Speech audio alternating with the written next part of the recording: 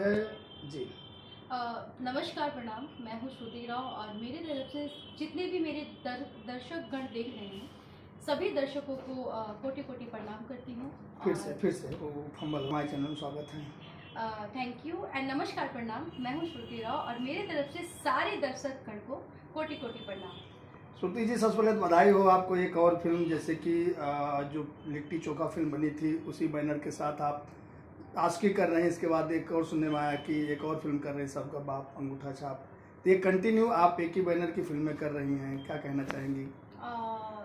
सबसे पहले तो मैं ये कहना चाहूँगी कि मैं इस प्रोजेक्ट के लिए दिल से आभार हूँ कि सर ने मुझे इस फिल्म में कास्ट किया, जिनका नाम है प्रदीप के शर्मा। और बाबा मोशन पिक्चर्स एक ऐसा बैनर है जो कि हर एक आर्टिस्ट को जितने भी स्ट्रगलर हैं, जितने भी जिनके अंदर हुनर है, सबको एक चांस देती है। तो मुझे भी मिला। एंड अनीता मैम जो कि बहुत कोऑपरेट करती हैं, इवन पराग पाटिल जी और बाकी जितने भी मेरे फैमिली व्यूज़ जितने भी लोग हैं। तो मैं बहुत खुश हूँ कि मैं लिट्टी चोखा करने के बाद अब आशिकी कर रही हूँ, जिसमें खेसारी जी हैं, आम्रपाली जी हैं, मैं हूँ और भी बहुत सारे आर्टिस्ट हैं। और आगे जितने भी मेरे प्रोजेक्ट्स लाइनअप हैं, उनमें से एक और है जिसका नाम है सबका बाप अंगूठा छाप। बहुत ही प्यारा कॉन्सेप्ट लेके आ रही हूँ। तो लिट्टी चोखा में आपने लिट्टी चोखा बनाया है, तो लिट्टी चोखा बनाने के बाद आप आशिकी करने लगी हैं? लिट्टी चोखा बनाया और खाया भी, और आशिकी तो मैं नहीं कर रही हूँ क्योंकि पूरा कॉन्सेंट्रेट मेरे काम में है। आशिकी करने का टाइम कहाँ मिल रहा है, और मिलेगा भी तो कहाँ कर पाएंगे, हम लोग तो अभी काम करना है ना। तो लिट्टी चोखा में खेसारी जी हीरो थे, काजल राघवानी जी आपके साथ में थी जी। और आशिकी में खेसारी जी हैं, आम्रपाली दुबे जी हैं, क्या कहना चाहेंगी? आशिकी में आम्रपाली जी हैं, सही बोल रहे हैं आप। काजल राघवानी जी लिट्टी चोखा में थी। एंड जो प्रोजेक्ट आ रहा है अभी सबका बाप अंगूठा छाप, उसमें अक्षरा जी हैं। तो मैं बहुत ही खुश हूँ जस्ट बिकॉज ऑफ कि भोजपुरी की तीनों दिग्गज हीरोइंस हैं।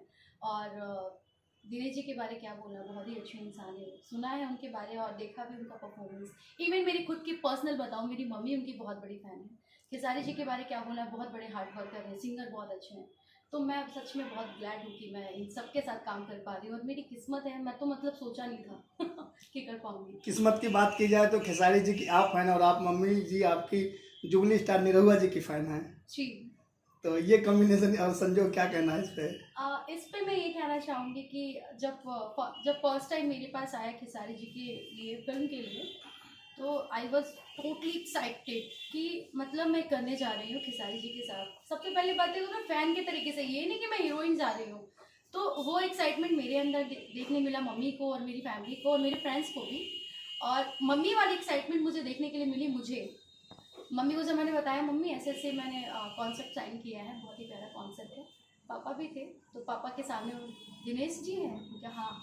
तो दिनेश जी ओके। तो कई बार क्या होता है ना, मम्मी का जो एक्साइटमेंट था, फेस का जो ग्लो था ना, बड़ा अच्छा लगा देख के।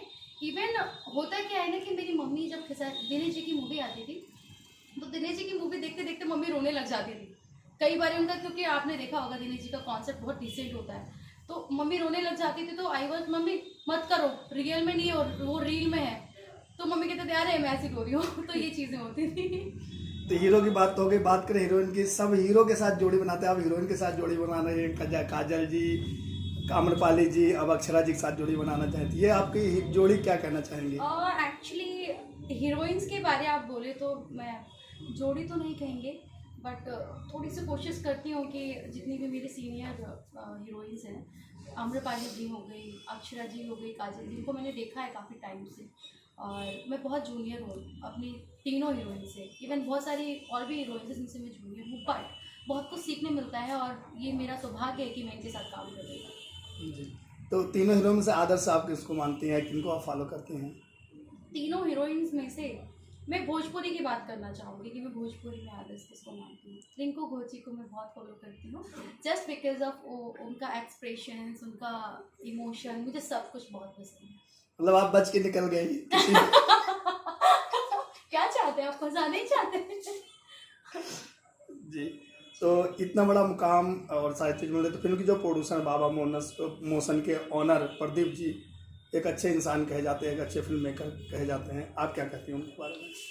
प्रदीप सर के बारे में तो मैं ये कहना चाहूँगी कि बहुत ही अच्छे इंसान हैं प्रदीप सर, और आज उनके सपोर्ट और उनकी वाइफ के सपोर्ट से मैं फिल्म कर रही हूँ, और जो कि बहुत अच्छा रिलेशन है, मेरा फैमिली रिलेशन है घर से भी। और तो मेरा क्या है ना कि मैं बहुत ही अपने आप को लकी मानती हूँ इस बात के लिए कि प्रदीप सर बहुत कोऑपरेट करते हैं, पराग जी करते हैं, अनीता मैम करती है उनकी वाइफ, तो कॉपरेट भी होता है। और फिर मैं अगर नहीं कर पाती तो सर क्यों कॉपरेट करते हैं, मैं अपना जितना भी होता है मेरे लिए चैलेंजिंग हो जाता है इवेंट जब मैं बाबा मोशन में काम करने आती हूँ, क्योंकि मैंने यहाँ पे डे बाय डे मैंने कुछ ना कुछ सीखा है अपने सीनियर्स से, अपने प्रोड्यूसर से, अपने डायरेक्टर से, अपने को एक्टर से। तो डे बाय डे जब भी मैं यहाँ पे काम करने के लिए आती हूँ कुछ ना कुछ सीख के जाती हूँ, तो मेरा ना चैलेंजिंग और बढ़ जाता है कि मतलब अभी यहाँ पे हूँ, गेस्ट अपीयरेंस किया था तो उसमें था कि नहीं भाई ये है, अभी ये कर रही हूँ तो इसमें है कि भाई चलो जितना हो सकता है उतना। इवन देखते होंगे आप पहले से कितना सिंगिंग से आप एक्ट्रेस बनी हैं, सिंगर से, तो सिंगिंग के बाद फिर एक्ट्रेस बनने का जो आपका सफ़र रहा, क्या कहना चाहेंगे?